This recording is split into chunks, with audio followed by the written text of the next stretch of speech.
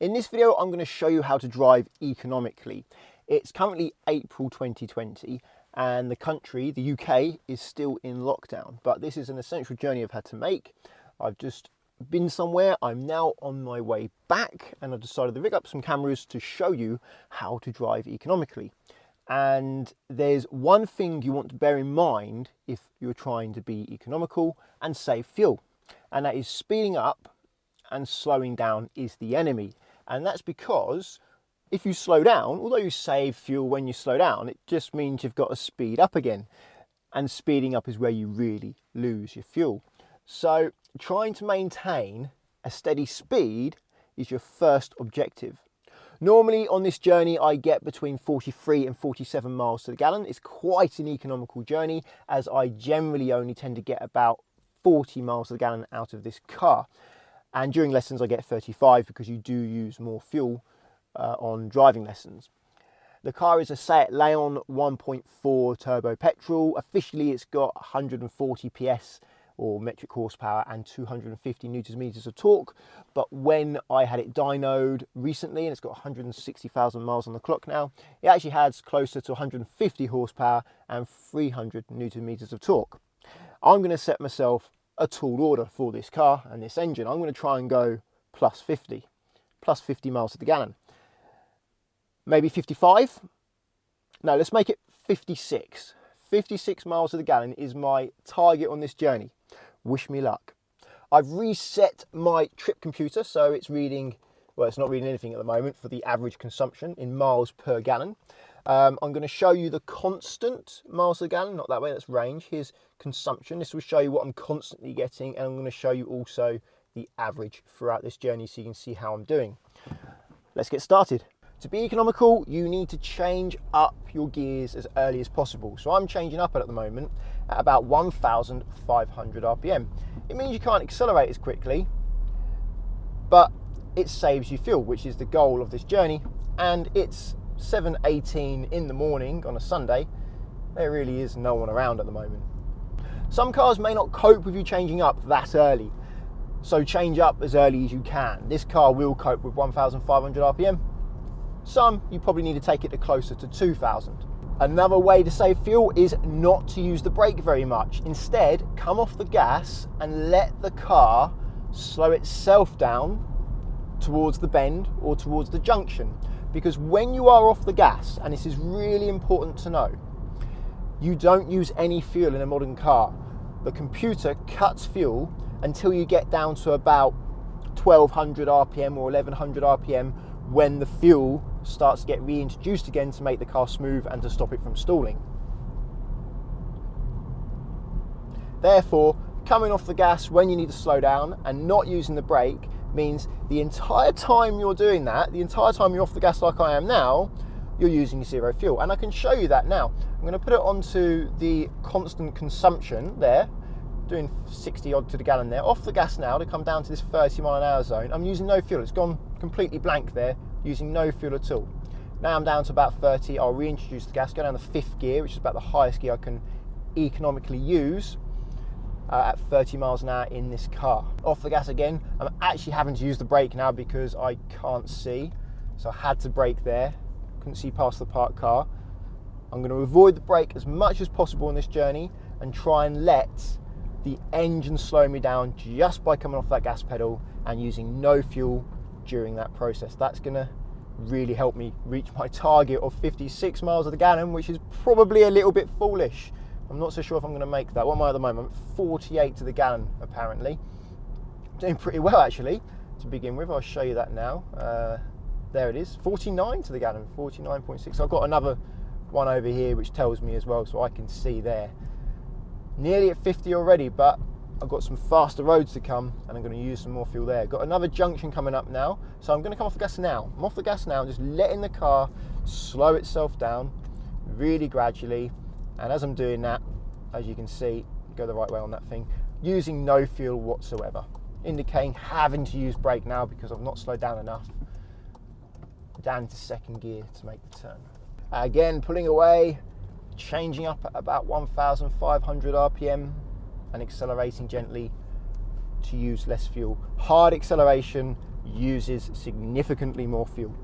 Something else I'm going to do on this journey is I'm going to use cruise control a lot, because cruise control keeps a steady speed. And if I can keep a steady speed, I'm not speeding up and slowing down. And cruise control can do a better job of that than I can. And that tends to save me fuel. So here, the cruise control is here, actually off at the moment. So I'm just going to put it on, and I've set it there to 28. I can increase it. I'm going to put it to 30 now. So now the car's going to go up to 30 and keep me at 30. The green light means cruise control is on. This here is what the speed is set to, and obviously what the speed currently is, I can actually show you there, is 30. It is doing 30, a really steady 30. I'm going to make real good use of that cruise control during this journey. Some people think cruise control uses more fuel. I certainly haven't found that to be the case. The reason why I think some people may experience that is because of their style of driving they adopt when they use cruise control. What I find a lot of people do when they're using cruise control is to brake really late for things. For example, they're on a motorway, they're catching this car in front. Instead of turning the cruise control off and letting the car gently slow down like you would do by coming off the gas pedal and letting it gently slow down, they tend to leave it to the very last minute, hoping to try and get into the right lane to overtake, don't get an opportunity to get to the right lane to overtake because there's too many cars passing, and then hit the brakes at the last second before they go into the back of the car. If you're braking late, that's going to increase your fuel consumption. It's not the cruise control that's increasing your fuel consumption, it's braking late. Maintaining a steady speed is really the holy grail of good fuel economy. Not going too fast as well. Once you get above 50 miles an hour, you really start to use a lot more fuel to push through that thick air. Just going past the 40 now, so I'm going to use the cruise control to speed me up. Just going to set it now to 40 and let that gradually speed me up. This car has modes as well. I can set sport, normal and eco. And in eco, the cruise control accelerates me more gently. In sport, the cruise control will accelerate me harder. So at the moment I'm in eco, it's accelerating me, to say it correctly, really gently. I can even change gear with cruise control and not slow down. Don't have to re-engage it. Coming up to a national speed limit now. So I'm going to use the cruise control to go a bit faster. I'm going to only go 45 miles an hour on this national speed limit because it's really quite bumpy and not very long at all. Got a roundabout just coming up, and the bumps here are getting worse and worse, and at 60 miles an hour it's quite harsh. Here I'm going to try and be economical by turning the cruise control off and letting the car slow down gradually for this roundabout. I'm not using brake, I'm not using gas, I'm just getting this whole bit of the road for free. No fuel use at all. I will have to start using a little bit of brake now because I'm still a bit quick for the roundabout. I'm going to select third gear for this roundabout now. It's quite a quick one. No one coming, I can keep going. That's great. If I can keep moving, I'm going to save fuel. If I have to stop, I've got to speed up again from zero. That's going to cost me fuel. The fact it's locked down is making this easier. I'm probably going to be able to achieve an economy I wouldn't normally be able to achieve because there's no other road users out there, no other cars on the road. Coming up to a roundabout, so off the gas again, letting the car slow itself down. Again, using no fuel. Down into third gear from fifth gear. No one coming. Managed to stay at about 20 miles an hour through this roundabout. It's a big roundabout. That's going to save me some fuel, not having to slow down so much. And then very gently accelerate. I'm now in a national speed limit.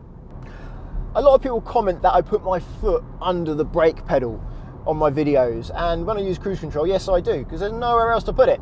You know, I'm not going to keep it like this. It's really uncomfortable, my leg being bent like that. If I just relax my legs, this is where they go. That's just me sitting normally. I don't know how that's dangerous. I understand why you may think it's dangerous because you can't press the brake pedal because your foot's under it. But I'm not going to drive around like this, am I? My leg in the air the whole time. That's just silly.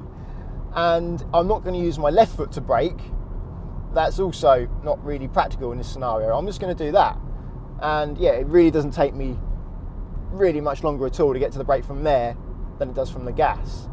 Probably a bit quicker from the gas, but still, I can get there very quickly, don't worry. Cruise control is set to 45, it is a 60, so I'm going to push it up to 50 and 55. I'm not going to do exactly 60. I'm going to minus 5 miles an hour off there just to save some fuel. And if you think that's dangerous, well, you're wrong. This is a national speed limit road, which means 60 miles an hour for a car and 40 miles an hour for a lorry. So lorries down here should be doing 40 anyway. So me doing 5 miles an hour under the speed limit is hardly dangerous. Coming into a 30 now, just need to use a bit of brake to slow it down. I did turn the cruise control off quite a while ago to try and let the car slow down itself, but it didn't get all the way down to 30, so I did then still have to use the brake. Now just set the cruise control at 30 there and relax, let it take me along at 30. Currently doing 90 to the gallon. It's slightly downhill here. Generally at 30 it tends to do about 80 to the gallon at a constant speed. Another roundabout coming up, so cruise control off, letting the car slow itself down. I think I've done that a bit early actually, so I'll hold the gas a bit longer just to keep it going for a bit longer. Right, off the gas again now, going left. Car is gradually slowing down. As it's doing that, it's getting really good fuel economy. Put it into a lower gear and I'll get much better fuel economy now. Not using any fuel now, and that's actually a really important thing to see there. When my revs were low, when my revs were about 1100 RPM and I was off the gas, the car was still using fuel. In fact, I do that now, so I'll get the revs really low. There's no one behind me, and you notice when the revs really low, it will start using fuel again. There you go, start using fuel. Because fuel does start to cut back in again when the revs get really low to stop you from stalling. But if the revs are higher and you come off the gas, you use no fuel. So even if you're at 3,000 or 4,000 RPM, if you're off the gas, you're using no fuel at all. No matter how high this is, off the gas, no fuel. Currently at, keep going the wrong way on my trip computer, 62.8 miles a gallon. I might smash this. We'll see. I've got a bit of a hilly section coming up. Might all change there. Pigeons in the road, okay. Get out of the way. Okay, that just cost me some fuel economy. I had to slow down to 20 from 40. I can speed back up again. Got a green light. Now let's hope it doesn't go red and I have to stop. Good, I'm ignoring those lights now. I'm too close to stop anyway, so I'm going through. I've heard so many times that you're not supposed to stop for animals. You're supposed to run them over. That is not true. You're not supposed to cause an accident by avoiding a small animal. That is true. If a pigeon walks in the road in front of you and slamming on the brakes or steering around it means you're going to cause an accident, then don't do it. But if you can see it's safe to slow down and you can see it's safe to go around them, you can go around them. That's not a problem at all. You won't fail your driving test for braking for an animal as long as you don't slam the brakes on as hard as you can without checking it's safe behind. If it's a big animal, for example, I don't know, a cow, yeah, brake as hard as you like. Don't hit a cow when you're driving. Don't hit a deer. That's going to cause some damage, a lot of damage to your car. In a 60 again now. I'm going to set the cruise control to about 55 just to get a little bit more fuel economy. Let's go to the constant consumption. Never go the correct way on this. There it is.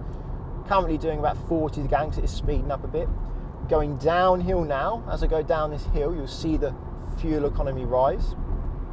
Always using the highest gear possible. 6th gear at the moment is the highest gear I can use. No fuel at the moment as I'm going downhill.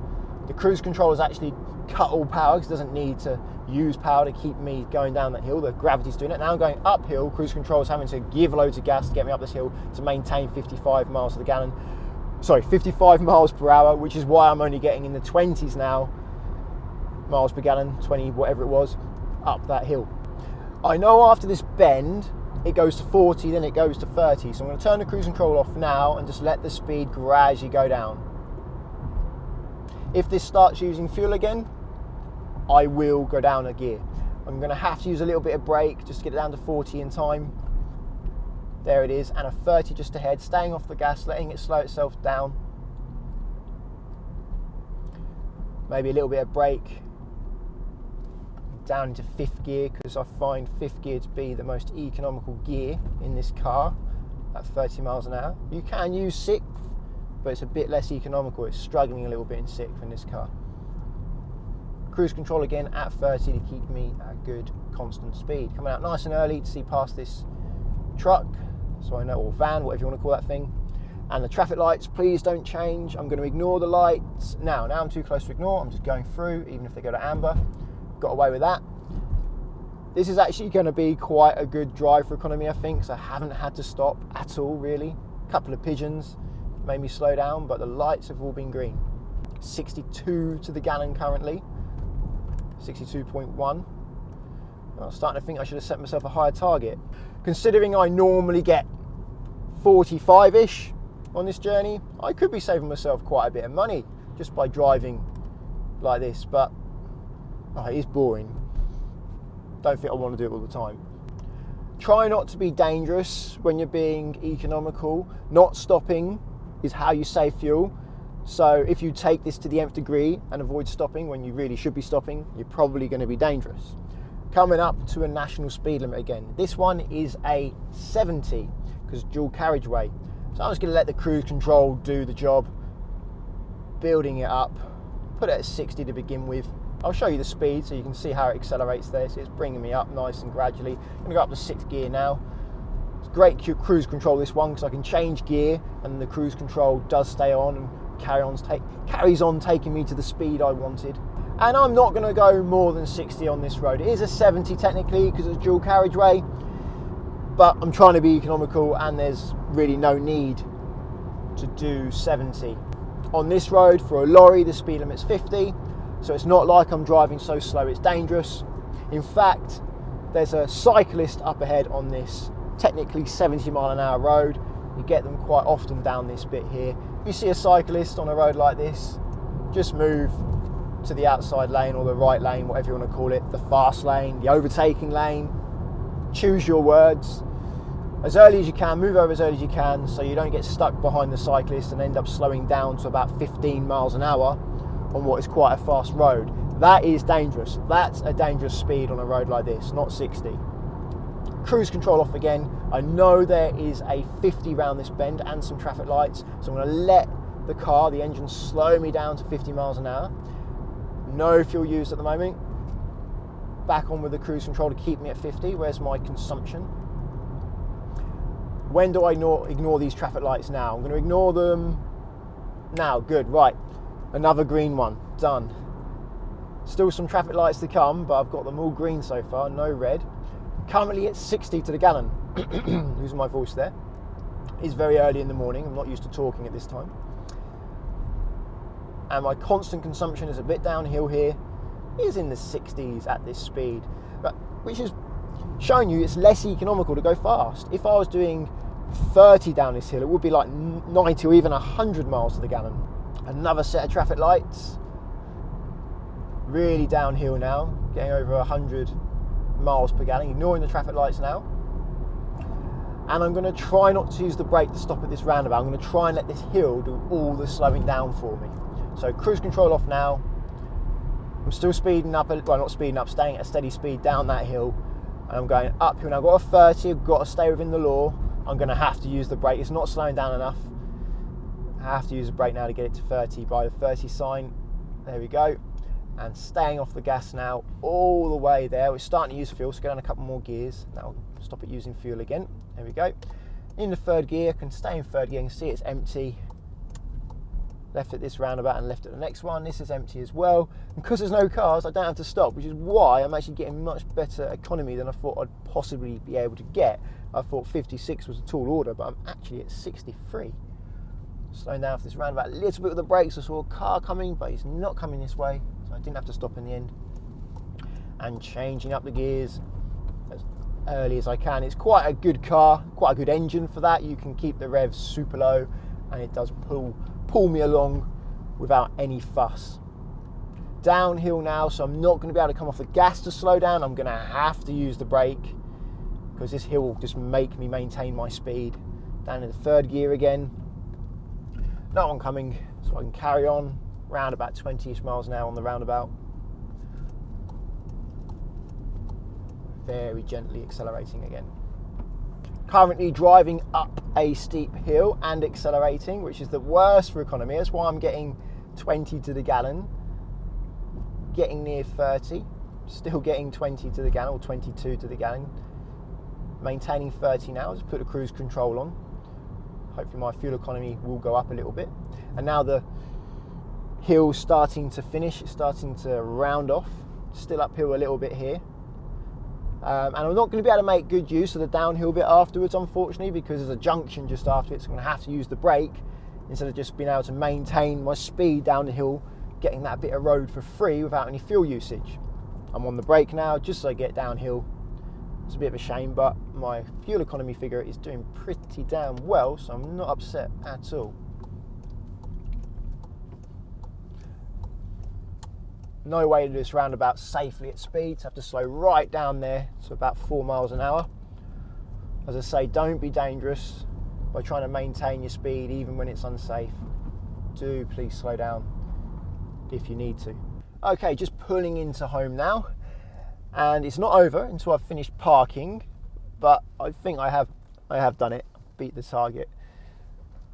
Looks like 61 miles to the gallon. But parking uses fuel. This is why, as a driving instructor, I get 35 to the gallon, because when you're in a car park or when you're doing slow moving stop-start driving, you're using a lot of fuel without going anywhere. Therefore, your fuel economy figures go down. Get it in my space, and I would say that's good enough there. Right, engine off. Let's see now. It says 60.9 miles to the gallon. I'll show you that on this one here. 60.9 miles to the gallon. Smashed it. Actually surprised. Should have given myself a harder target, but I don't often try to drive in that fashion. Other ways to try and increase your economy is to overinflate your tyres, which I don't recommend.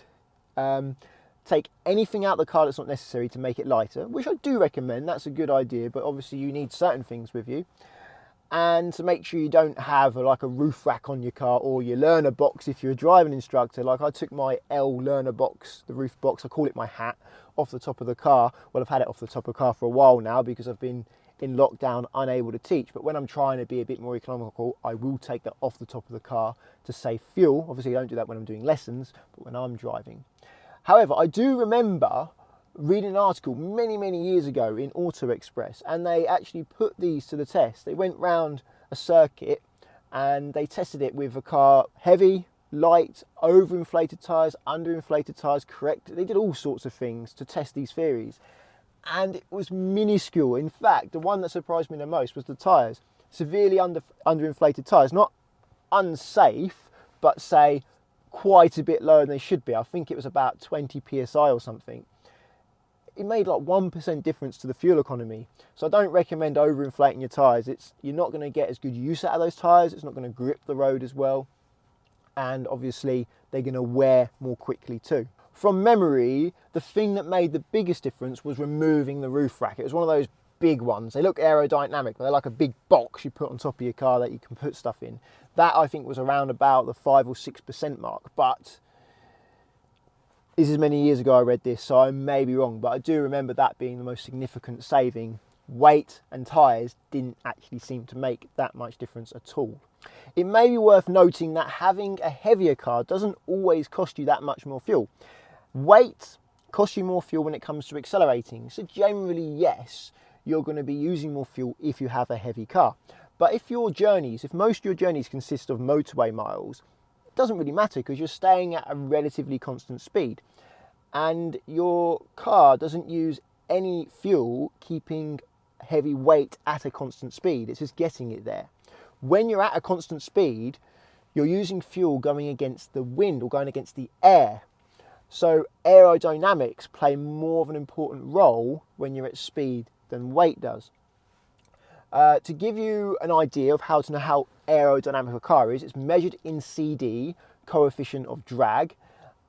A bad car is about 0.35, like a really bad car would be 0.4, and an excellent car would be 0.25. The lower that number, the more slippery it is. Hatchbacks and estate cars with a flat back, they generally have quite poor aerodynamics because the most economical shape, or should I say aerodynamic shape to make it economical, is a raindrop. If you look at a raindrop, it's got like a pointed back, And the McLaren Speedtail they recently released has that shape to it, as like a bigger front and a really long pointed back that tapers away really gradually. That's going to get you through the air with less resistance. So a saloon car, or a car that slopes down really gradually at the back, like maybe an Audi A7, or just any saloon car like a BMW 5 Series saloon, is going to be far more economical. I say far more economical. It's going to be more economical at speed than, say, the 5 Series Estate.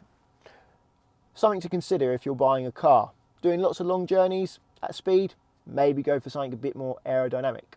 If you're practicing without an instructor, make sure you have insurance. Get £20 off via the link in the description to Collingwood, who provides specialist learner insurance that allows you to practice in a friend or family member's car without risking their no claims bonus. If you want to insure your own car, click on the link to confused.com. I have found that they have the widest selection of cheap insurers for young drivers. That's all for this one. If you think the video is helpful, give it a like and subscribe to get my future videos. I'm Richard, this is Conquer Driving, and until the next one, cheerio.